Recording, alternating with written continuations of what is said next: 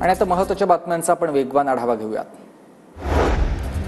टाटा मुंबई मॅरेथॉनला धावपटूंचा उत्स्फूर्त प्रतिसाद। आता 63,000हून अधिक मुंबईकरांनी जगभरातील धावपटूंनी देखील यात सहभाग नोंदवलेला आहे। उपमुख्यमंत्री एकनाथ शिंदे आपल्या मूळ गावी दरेगावमध्ये गेल्याची माहिती आहे। काही महत्त्वाच्या कामांसाठी शिंदेंचा दरेगावमध्ये 2 दिवस मुक्काम।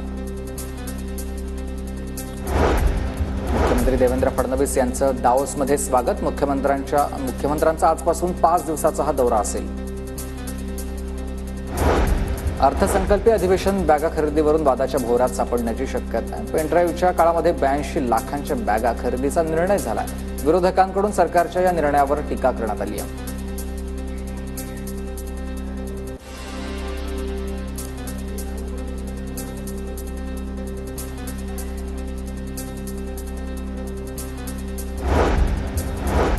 संजय गांधी निराधार योजनेनंतर लाडकी बहीण योजना देखील बंद होणार। प्रणिती शिंदेंचा हा दावा आहे। तर पैसे घेऊन तुम्हाला आत्मविश्वास आणि संरक्षण मिळणार आहे का? प्रणिती शिंदेंचा महिलांना हा सवाल आहे।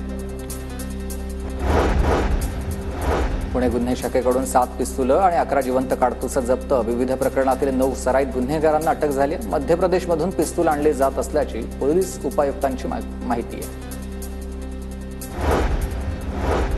नवी मुंबईत डी.वाय. पाटील स्टेडियमवर कोल्डप्ले शोचं आयोजन। परिसरामध्ये वाहतूक कोंडी होऊ नये यासाठी वाहतूक शाखेचे उपायुक्त तिरुपती काकडे आपल्या टीमसोबत नियोजनासाठी रस्त्यावर। पीएम किसान निधीचे पैसे घरामध्ये एकालाच मिळणार। केंद्र सरकारतर्फे नवीन नियमावली लागू। गड किल्ल्यांवरील अतिक्रमण 31 मेपर्यंत हटवण्याचे निर्देश। सांस्कृतिक कार्यमंत्री आशिष शेलार यांचे आदेश। अतिक्रमण हटवण्यासाठी जिल्हा समित्यांची स्थापना।